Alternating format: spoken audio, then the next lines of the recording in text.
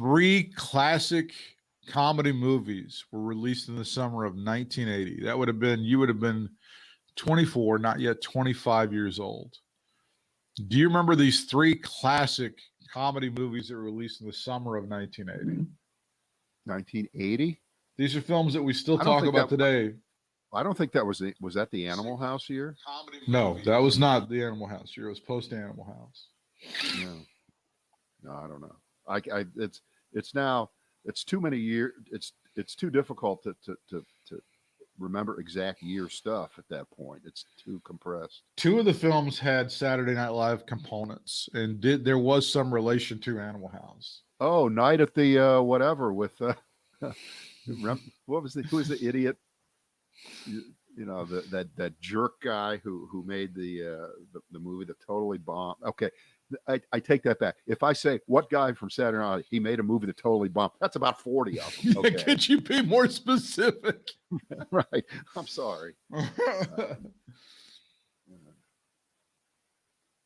One of them was Caddyshack, which was not supposed to be a huge hit.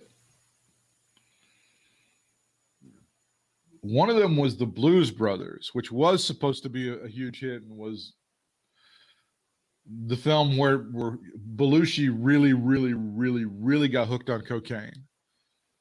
And the other one was Airplane. All released in that same summer. And the studios rushed to put those films in theaters because of James Earl Carter Jr. The studios were holding back and saying, people are going to be watching the Olympics. Fuck it. We'll wait till the fall for some of this stuff. But when the U.S. boycotted the 1980 Summer Olympics, the studios rushed to get those films out into theaters. So they thought more people were going to watch. So what are you reading that from? Oh, it's it's the book about Caddyshack. I was listening to it. Yeah. Oh, wait a minute. You know that book's a couple years old, isn't it? It is. It's 2 or 3 years old. Yeah, I remember hearing about the book when it came out. Yeah. Everybody associated with the film hated it after it was done. They saw it and they were disgusted by it. Obviously, the guy that wrote it, that Dwayne Kenny or whatever his name was, Doug Kenny. He goes to Hawaii, tries to kill himself. The story that they said was he was looking for a good place to jump and he slipped and fell to his death. And at his funeral, the National Lampoon guys had a big picture of a cliff and it said, Doug Kenny slipped here. That was their great grieving process on him. But it was, I find the book to be, everybody associated with it hated it. And the fight between Chevy Chase and Bill Murray on Saturday Night Live set was way worse than you think.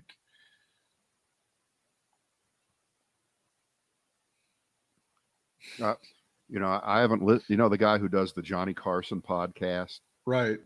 He's kind of dreadful, really. He's sort of terrible, but he's so committed to the bit, okay, that he just can't stop. And he's knowledgeable, right? So I was listening to the latest one, and I don't know if you're familiar with the singer Jack Jones. A little bit. All right. And I forgot to look up. He must be 90 by now, but he sounded okay.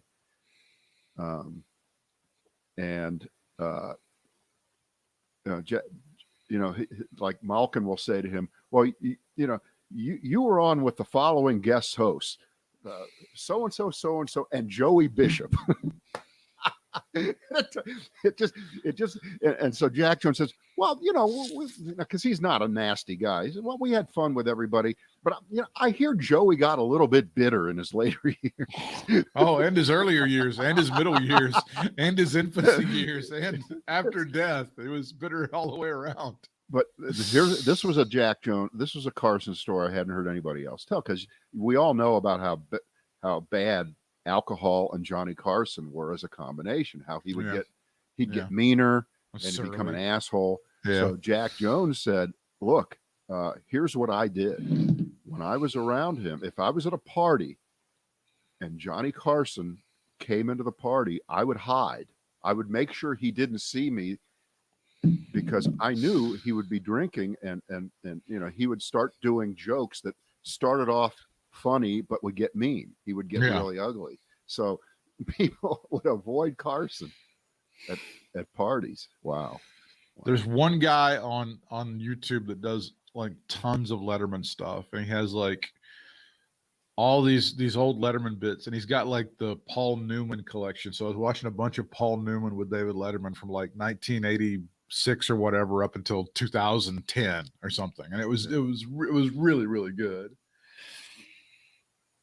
See, but so Paul Newman was not a comedian, so he didn't know that idea he was being made fun of. No. That's what was so sad. What David Letterman did to people that was really the meanest thing. Paul Newman was just a defenseless child, really, is what he was. I mean, I was looking at some of the old Chris Elliott stuff. What exactly. Chris Elliott comes out as Phil Spector, okay, where he would be another person. And half the time he'd try to be the person, then the other half of the time he would be Chris Elliott saying "fuck you" to Letterman. Letterman would call him out, Chris. I think you've got the Jay Leno bit just about right. I'm not David. David, I'm not doing Jay Leno. I don't know what you're talking about. He would just. He was doing Schaefer. He was doing Paul Schaefer, and he's like, "Do we have some music here for hometown news?" He goes, "Dave, I don't know how to play this thing. I'm sorry." He just couldn't. It was just the dumbest shit. The shit they did on that show. Well, that's why it had to be canceled, because it wasn't working. He got canceled twice. He got canceled by NBC, and then CBS had to run his ass off. And I'm sure Netflix is next. No, just be done with it. Just be absolutely. Right. Do you have the link? Have you shared it? Oh no, I haven't. Go find that link and be a man. Let me check.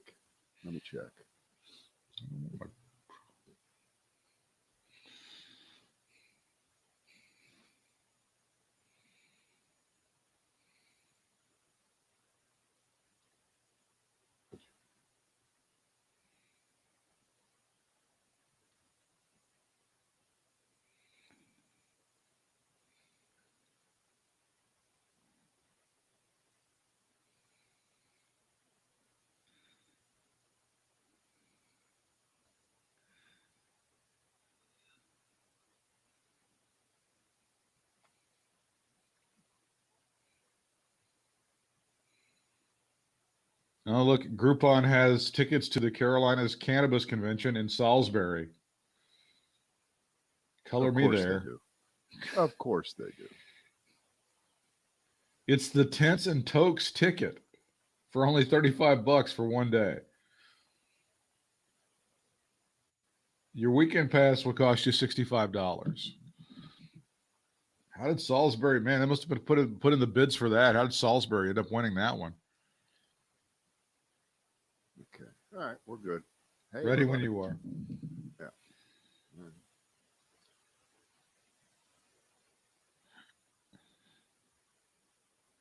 Let me fire up the old color teeny.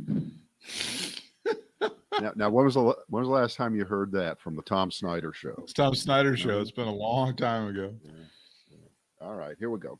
It is the Brad and Britt cast. It's our second one for this week. On a normal week, we do faux. Mm-hmm. Faux. We're live in the 1:30 hour Eastern time. Beyond that, for you podcast freakazoids. And all right, so what do we? Can we just give ourselves a little bit of a waiver here in terms of we should not filter every goddamn topic through what Assface McGee says down in Palm Beach. We really shouldn't. It's fair. But this is so egregiously horrible. This is so outrageously disgusting. It's so beyond anything that I thought it was worth mentioning, because it's fairly, it's fairly new right now. And let me see if I can find it here. There it is. Oh, it came right up for me there. On Tuesday morning, the biggest story really is that Johnson & Johnson's vaccine was found 1 in a million, 6 people out of 6 million doses to have caused some kind of blood clotting issue. So they've temporarily halted the administering of the Johnson & Johnson 1-dose vaccine. All right. And it's a pretty big deal. Obviously, it's a big deal, especially if you had an appointment to get one this week, or in the case, unfortunately, or not unfortunately, my son and his wife just had the Johnson & Johnson vaccine on Sunday. Mm-hmm. And normally, oh boy, here we go. But again, let's put this in perspective. Number one, it's less than 1 in a million, right? 6 million doses, 6 people, less than 1 in a million. The number of people who die, and I know we shouldn't do this because it's the old, well, look how much ink costs per gallon for printers. But this really is true. Yeah. I think out of 100,000 people who drive every year, about 120 of them die. Okay. So your chances, of course, just living and are way higher dying. Not to mention, we've had 550,000 people actually die of the coronavirus. It's probably way more. And your chances now of dying from it, if you get it, are still way higher than 1 in a million. So if you have the Johnson & Johnson vaccine in you that works really, really well, except for a small number of people, you should not panic. It's just, it's not. But because the standard of perfection is perfection in this, you should feel good that they did take it down and stop administering it for a few days, probably till they look at everything, just with 6 out of 6 million. That's pretty good. That's pretty good. Because if Ass-Face McGee was still the president, you know what he would say? He would say, what's the big deal? It is only less than 1 in a million. Why are you taking it off? Okay. But that's not really what he said. Here we go. He went after the CDC and the FDA because he is sure that there is politics behind this. And his thinking is, if you could call this thinking, that because he decided that Pfizer held off the announcement of their vaccine till right after the election, that this was the Biden administration giving a little spiff to Pfizer here by fucking over Johnson & Johnson. This is how he thinks. He actually said this. He says, they shouldn't be able to do so much damage for possibly political reasons, or maybe their friends at Pfizer have suggested it. Okay. So Donald Trump thinks everybody is as evil and conniving and bad of motive as he is. That is so sick.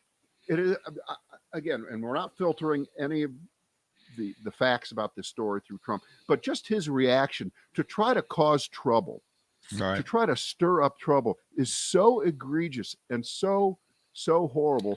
And I was reminded in the middle of reading one story today that during the campaign, do you remember he made a comment that if I lose, it'll be to the worst candidate in the history of the country, and I may have to leave the country. Would you please live up to that promise? Would you please go somewhere? Well, who would have him? I mean, but we got that's not fair. Nobody would have him at this point. I don't even know. Like, what country would actually house that guy? I'm not even sure. The good news is it's a worldwide ban on Twitter. He can't go to Australia and get on Australian Twitter. It wouldn't work. So you gotta thank Jack Dorsey and the guys at Twitter. Life has been so much better since he got tossed off Twitter. I mean, and with good cause. He 100% did. So I mean, everything's been good that way. By the way, that has to be true that he can't get on another country's Twitter, or he would have left the country. If you'd said it to Trump, you can get back on Twitter if you move to France. That's a great deal. If you move to so we know it's a total ban. That's a work, right? I mean, that would really be tough to kind of figure out. Like, if you said to Jack Dorsey and those guys, you can let him on Twitter, but we'll make you that deal. You have to move, and it's got to be out of this hemisphere. You got to get out of this hemisphere, but we'll let you be back on Twitter if you want to. The problem is, then he'd be back on everybody's phone. He'd be just as effective on it, no matter where he's tweeting. It doesn't matter where you are when you're typing shit out. Just to get him out of the country, it would just be such an interesting. It wouldn't be worth it. It would not be worth it. It'd be interesting. But I'd isn't rather the Johnson? have him- Isn't the Johnson and Johnson story like? Isn't it a win-win for those guys on the right wing? Like, this is, first of all, oh, we told you they rushed the vaccines out too much. They didn't do anything. The anti-vaxxers love it, and then also the fact that the government has paused it, as you say, and now people are criticizing. Oh, government can't do anything right. Isn't it just like such a win-win for those right-wing assholes? Well, that would be. This isn't a government vaccine. Okay. No, it's not. But the government. Brad, the government is involved with pausing it. With saying it's not. We're going to pause this thing. Britt, no, and they were involved. It's a win-win. It's a win-win, I think, for those right wingers. Well, I totally get your point, and yes, if you're willing to lie and distort and turn upside down the facts, yes. Remember, everything plays into their hands, right? No matter what you say, it's always part of the conspiracy. But the fact is here that you have about 120 million people or so that have one or both vaccines already in them, and with the Moderna and the Pfizer vaccines, you've had no issues similar to this, and so this small percentage of the total, 6.5 million who've got the Johnson and Johnson, 1 in a million of them apparently are showing this, and the FDA, which, by the way, it must be remembered that all of these vaccines are not officially approved. They're on emergency use. Okay. And this actually speaks well for the fact that, they fast tracked it and gave emergency use because of the importance of the issue. And on balance, of course, they were right, because if they would have said, all right, we are just not going to allow these out there until, we test them for 3 years, forget it. You can't do that. So they did it. The system worked. It absolutely worked. And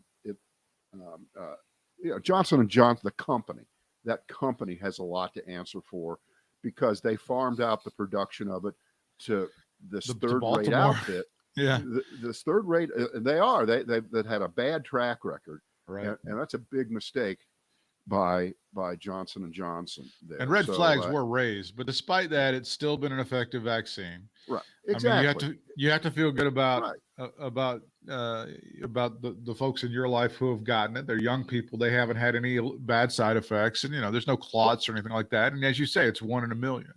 But what do you think is more likely to cause a problem in your life health-wise at this point? Would it be taking the Johnson and Johnson vaccine with a 1 in a million chance, if you're a woman in between, was it 18 and 45, who would get these symptoms, and they haven't been fatal, they're being treated, they're looking into them, or going down to Miami Beach and partying your ass off with a bunch of people who don't have masks on, most of whom aren't vaccinated, and partying with them? Which do you think is a greater danger to your life? And I know that's a ridiculous question, but if you ask that, you're being provocative, and you're not being fair to people's freedom and not caring that they. But there's a point, and I get your point, and I think it's I don't think it's oh my God, that's so unfair. No, I think that's like, if it's out of bounds, it's out of bounds by that much.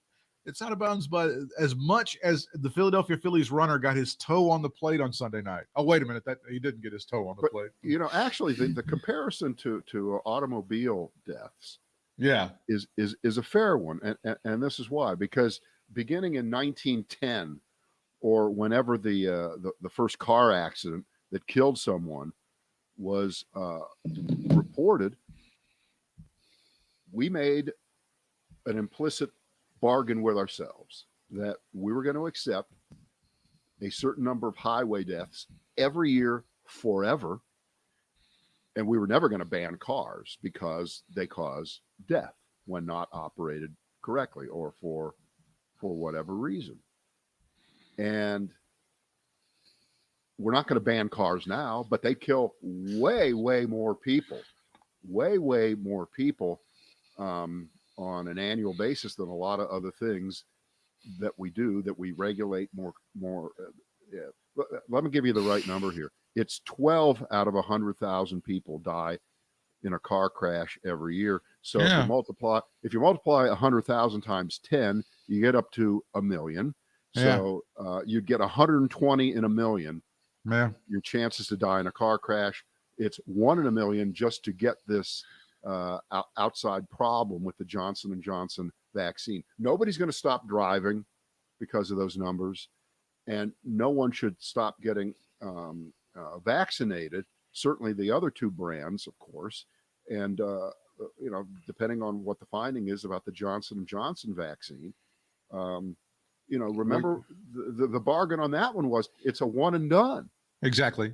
There's also been a lot of misinformation about it being a lesser vaccine, because and supposedly it was they were going to use it for some transient populations and stuff like that. So it was seen as like, oh, that's not as good. They're just giving it to bums and stuff like that. But the testing on the Johnson & Johnson vaccine was much more rigorous against like some people with some greater health conditions than the other one. So it's really the efficacy of it's right up there with the Pfizer or Moderna or whatever.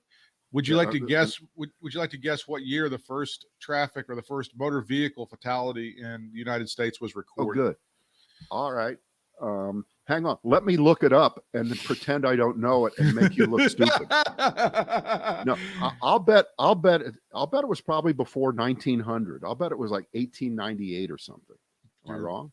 Extremely close. 1899.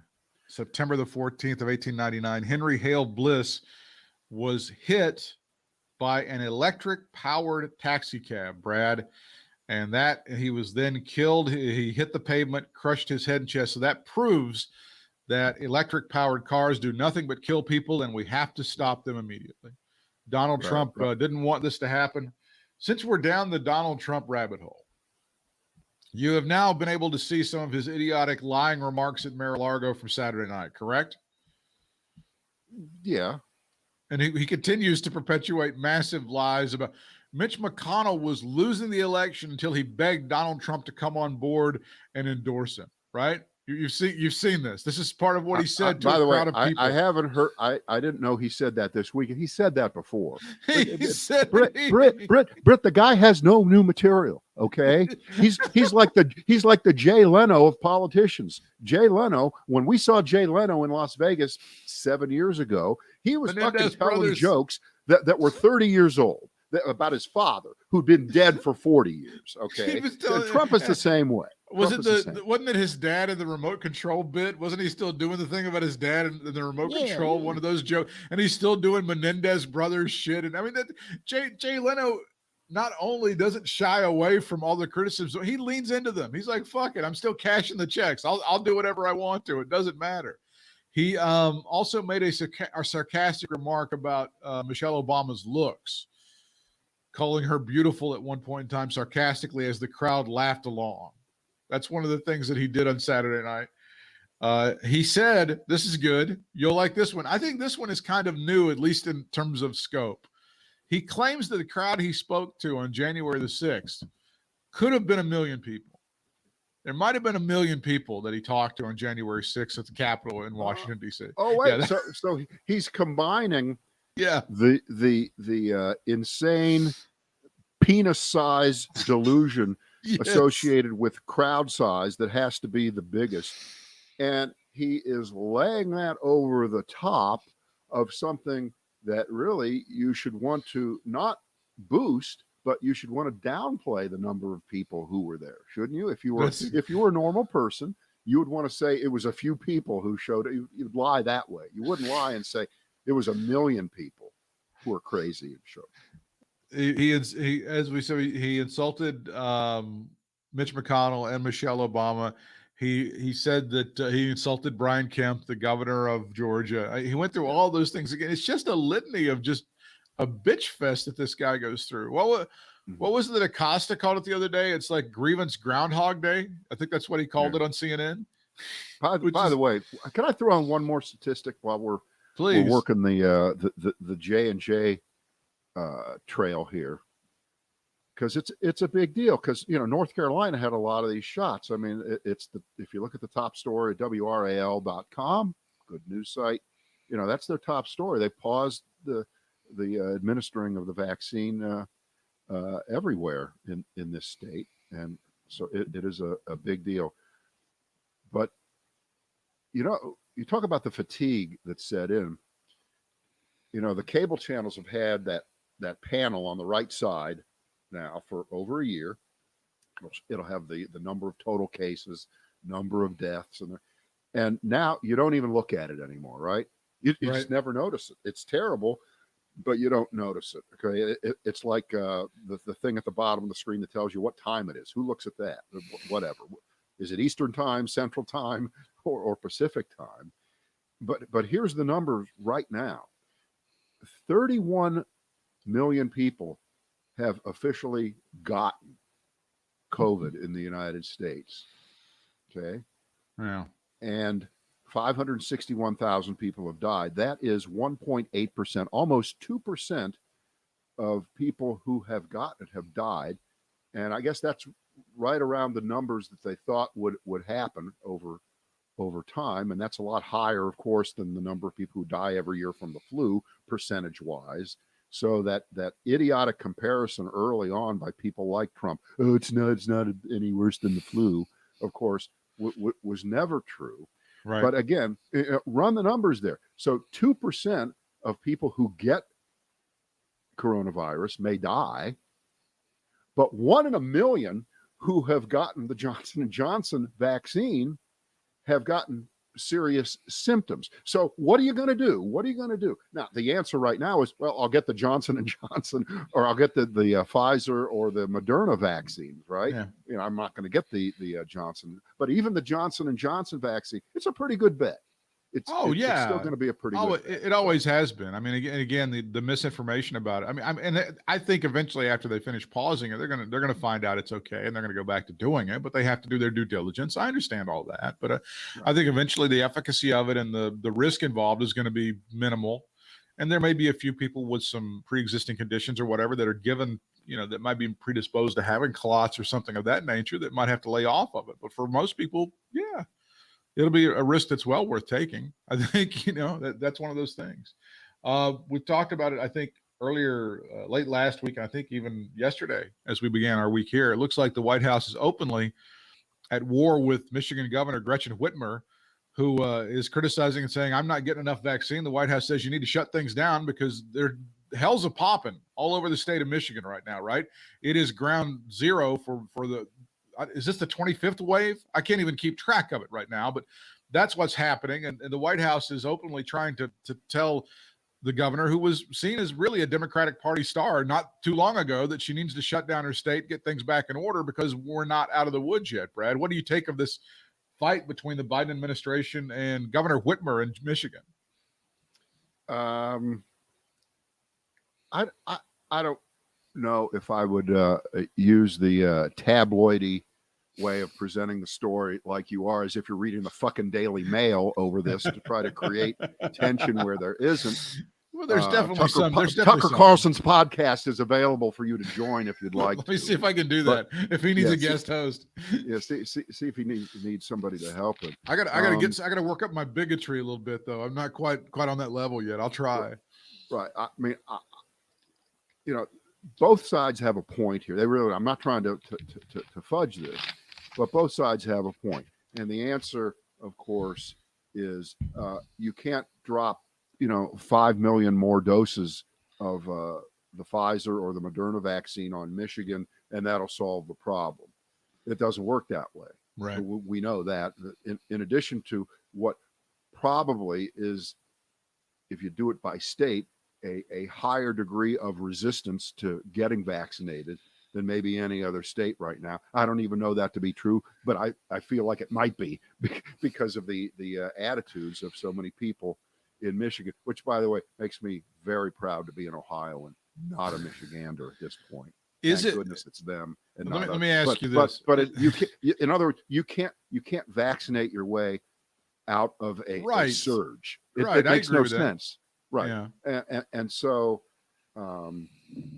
the governor is caught because there is such resistance in that state to doing things that would slow down if you got people who won't even wear masks, if you got people who are still pissed at you from 6 months ago, 8 months ago, 10 months ago, when you shut things down the first time and they're all claiming that didn't work, nothing works. Well, then what do you do? Because the last time they threatened to kidnap her and kill her and murder her. So you know what? Hey, at some level, terrorism works. So she is a victim of terrorism, right, within her own state, and a federal government that isn't going to do exactly what she wants to do. And it's a tough story. It's a tough story. Do you think in any way possible that she? I try to put this delicately.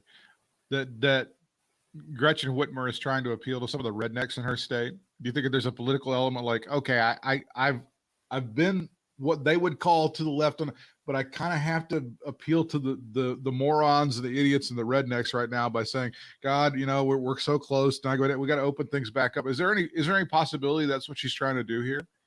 I don't think it's so much she's trying to suck up or kowtow to the white rednecks in her state. Are there black rednecks? Give us a call. Did Robert KKK Bird ever talk about that? Reference that's really deep and weird, sir. It is, sir. Don't even want to explain it, sir. No, you got to go 3 levels deep on that. Yeah. So, but do you think that's what she's doing? Especially rednecks are not contained to one area in Michigan. Obviously, the Upper Peninsula is just loaded with them, but they're all over. There's a bunch of different areas in there where there would be some folks. There are some folks with a lot of what do we call it? Social anxiety, or what do they call it? Economic anxiety, folks. Look, the makeup of Michigan demographically isn't that much different than Ohio or Wisconsin That's or true. Minnesota or Penn. Yeah. So there's something different. There's something different about Michigan compared to those other states where even if they've seen an uptick, it hasn't been to the degree that they've seen in Michigan. I mean, I don't have a quick, snappy answer to an impossible question. They seem hell bent on not shutting things down or going back to any kind of restrictions or stuff. It seems like they're feeling like more vaccines is going to be the answer. Here's the point.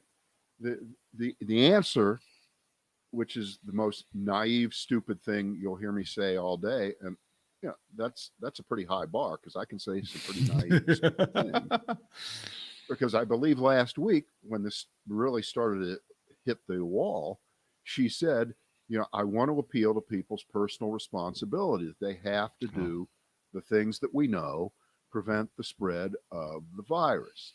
And we know what those things are. They're not hanging out with other people at bars and restaurants. They're not trying to populate mass gatherings and sporting events and religious gatherings.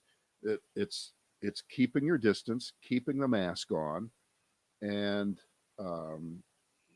getting vaccinated as soon as possible.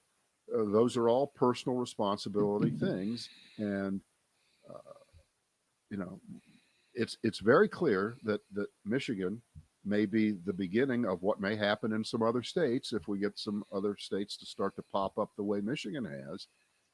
The politicians have been beaten down on this to the point where they know that the country, more than a year into this, has such coronavirus fatigue, shutdown fatigue, apparently mask wearing fatigue. God almighty, that's stupid. It's true, though. That we want to, quote, get back to normal. And appealing to the logic of saying the only way you can get back to normal is if you do these things, and then we have a better chance more quickly to get back to normal. No. I want my candy now. I want my candy now. And this truly is the example, the living example of the world famous marshmallow experiment Mhm. that was done when they did it in the 70s, the famous marshmallow experiment, where they would put a kid in the room and they would say to the kid, all right, here's a marshmallow. Don't eat it. And if you don't eat it for 5 minutes, we'll give you 5 of them. 1972. A shocking number of kids would not hold off. They had to eat the marshmallow right away. Well, this is it. This is the marshmallow test for America and the world. Do you have that? Walter Mischel, 1972, Stanford. In the study, the child was offered a choice between one small but immediate reward or 2 small rewards if they waited for a period of time. It was either a pretzel stick or a marshmallow. This is the conclusion. Researchers found that children who were able to wait longer for the preferred rewards tended to have better life outcomes as measured by SAT scores, educational attainment, body mass index, and other life measures. Wow. So you're thinner, you're smarter, you make more money, and you live longer if you can just hold off. Or in this case, if you can just not go to fucking restaurants and vacation on Miami Beach right now and not travel because you haven't seen grandma. And if you don't see grandma, you're going to die, but you're going to die if you go see grandma. But if you would wait a little bit longer, you could see grandma a lot. This is the disease marshmallow test in a sense, I think. And I think we're in a lot of cases, we're failing. And Michigan apparently is ground zero for the current failure. Other states, and again, you can turn this argument around. There are some states where they have ass-face Republican governors that are not seeing a surge right now, like Mississippi. Well, I mean, Mississippi. But on the other hand, you could say, well, fuck, there's nobody in Mississippi. It's spread out. It's a rural state. So you can always make an excuse for your outcome. But I think in the case of Michigan, I think that the facts are kind of right in front of us. When she says personal responsibility, these are like code words. That's like one of the hallmarks of the Republican Party. They just keep saying it, but it doesn't really mean anything. So I think she's trying to appeal to conservatives on that, but it does. Well, again, it doesn't. It means nothing. Personal responsibility was a Republican false buzz phrase for 50 years. They never meant it. Remember the Stuart Stevens book. It was all a lie. It was all everything a lie. They ever said about it sounded lower taxes and personal responsibility and family values. It was all bullshit. It was all a lie. Bill Clinton had a line about that stuff, and he would talk about the stuff they would roll out against him, and he'd go, it's like this record at a party that the DJ has to play. Nobody really wants to hear it, but they just keep playing it. And that's the Republican Party, and she I think she even knows that when she says that stuff.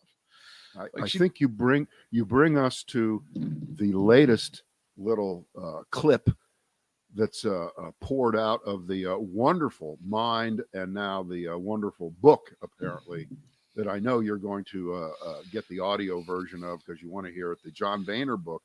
Yeah. Where after all the shit he's supposedly throwing, speaking truth to power, I voted for Trump anyway. See, doesn't that kill it? Game over. You lose. You're done. You're done. After all that, you voted for Trump. You just couldn't bring yourself to vote for Joe Biden. That would have been the worst thing in the world. You son of a bitch. I hope you die of alcoholism in a corner in Middletown, Ohio, in your old district there. Well, wait. That's too far. That's too far. Middletown's a piece of shit. Okay, you should die in Cincinnati. You don't have to go to Middletown. Oh, man. Okay, wait a minute. You just took it too far. No, he's trying to portray himself as some sort of like statesman or truth teller or fire breather or whatever. And then all of a sudden, and I'm glad somebody did this. They went, oh, and he still voted for Trump. You're exactly right. It undercuts everything that you've tried to put out in this thing. And you are just a drunk in a recording booth at that point. I'm sorry. That's exactly what you are. You are a guy having like another glass of Chardonnay, mouthing off about Ted Cruz. Basically, that's what you become in this whole situation. I'm sorry. That should be the name of the audiobook. A drunk in a recording booth. That's what it is. I mean, I try to give the guy the benefit of the doubt, but because to an extent, what he's got is a pretty good American success story, because he did come from humble roots and he did try, but then he does all kinds of shit that have just been when he railed that famous speech against Obamacare where he's doing hell no. No, they've used that for 11 years now, 12 years to shit on Obamacare, and that's going to be your epitaph, is you were that guy. You just wanted to make a buck off of the book. And then you eventually ended up voting for the guy anyway and just saying, well, we have different styles. Trump and I just have different styles. Yeah, his style is that he inspires people to take up arms and storm the Capitol. And your style is that you just yell a lot and pretend that you're against what he's for. And you're not. Britt, think about it. His reign, his time as speaker, that's the development of Trumpism. It was all there. It was all brewing. The Michelle Bachmans, the Joe Walshes, the people like that, the class of 2010, those crazies, they all came in.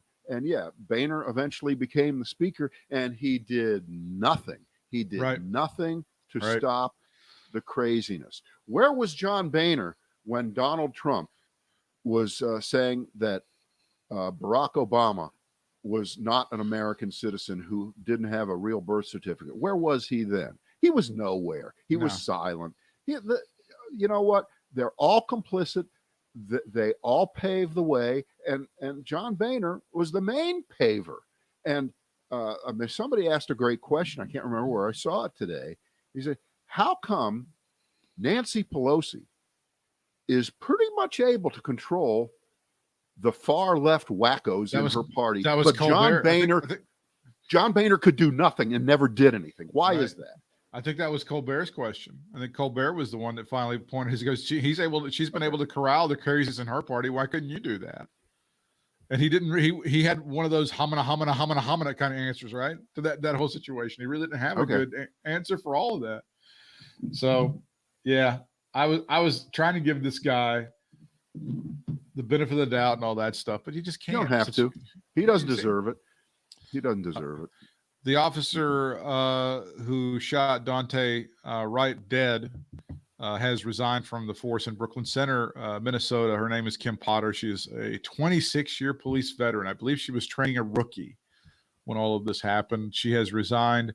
The protests do continue. Obviously, the defense now has started their case in the trial of Derek Chauvin. See, every time that's 10 miles away, Britt. That's all the way over there. 10 miles away. Come on, stay on point. Look, I'm no legal expert, and I would never purport to be one, but it smells like manslaughter to me. If clearly we had the story yesterday and it's come out, and the police got ahead of it and said that she said taser. It appears that she was trying to use her taser and instead used her gun. I've got it from some experts, and by experts I mean actual police officers. You put the gun on one side, put the taser on the other side. Right. If your dominant hand's the right hand, the gun's going to be on the right. If it's your left hand, put it on your left, and that's why you do that specifically. Well, plus, a taser feels completely different than a gun. It's way lighter. It's kind of fatter around the part that you hold, and so no, they don't. So she obviously blew it. Didn't mean to kill him. So it's an accidental death for which she is negligent. So if George Floyd's family got $27 million, you can assume there will be an equivalent kind of settlement. And I don't know what happens when, not that Minneapolis has $27 million to throw around, or an insurance policy that pays it and says, oh, we're not going to raise your rates, kind of thing, like when your house burns down. Right. But when a little city like that, little suburb, gets tagged for a big settlement, I don't know what happens, but it's horrible. It's just a horrible situation. But I just again can't quite figure out, and there's going to have to be a better explanation. I haven't heard it yet, haven't read it yet, about why, whatever the reason was that they stopped him. Either and you can't take this seriously. They stopped him because he had a thing hanging from his mirror. By the way, I'm can I going ask you a to. question? But Yeah. hang on. How does something hanging from your mirror obstruct your view of driving? You don't look to the you look straight No. ahead. But I think it is. It is a statute, though. I mean, I'm just saying that is a statute. I'm not. I mean, it may be a Right. poorly written law. I'll So give you that. Right. So And it's basically driving with something hanging from your mirror while black.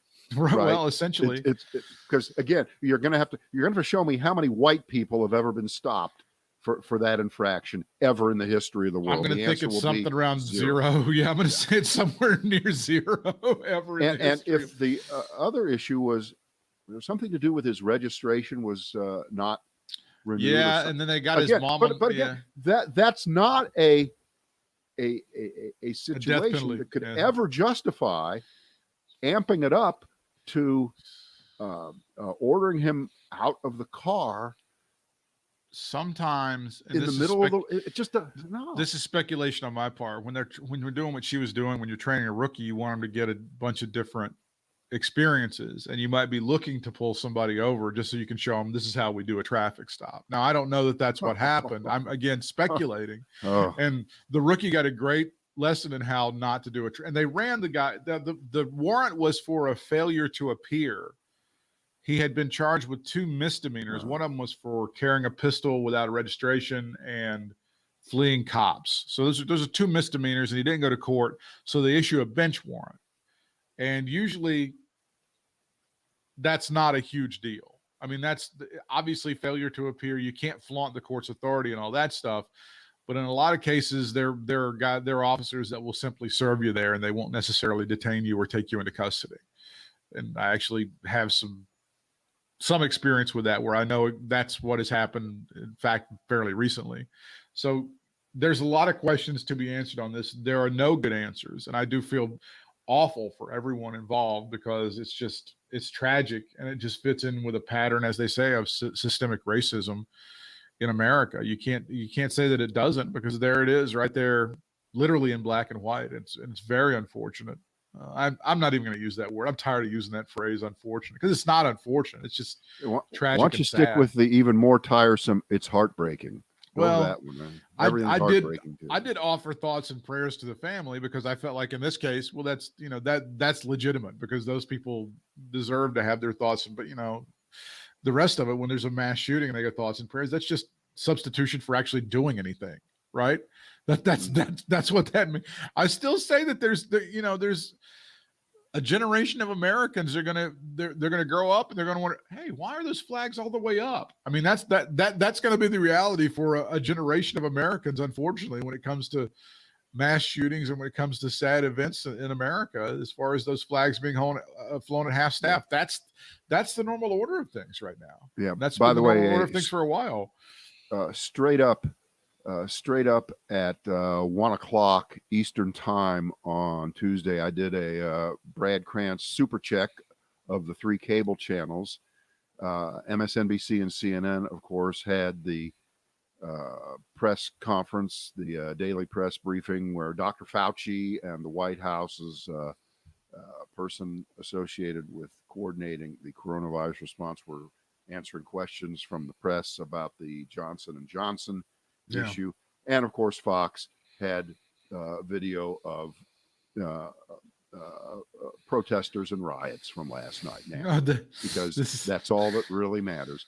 That's all that they're doing. On our next Brad and Britt cast, I think we can go back and we'll have another day to have the Tucker Carlson insanity brew a little bit more. And I don't even want to start down the road right now, but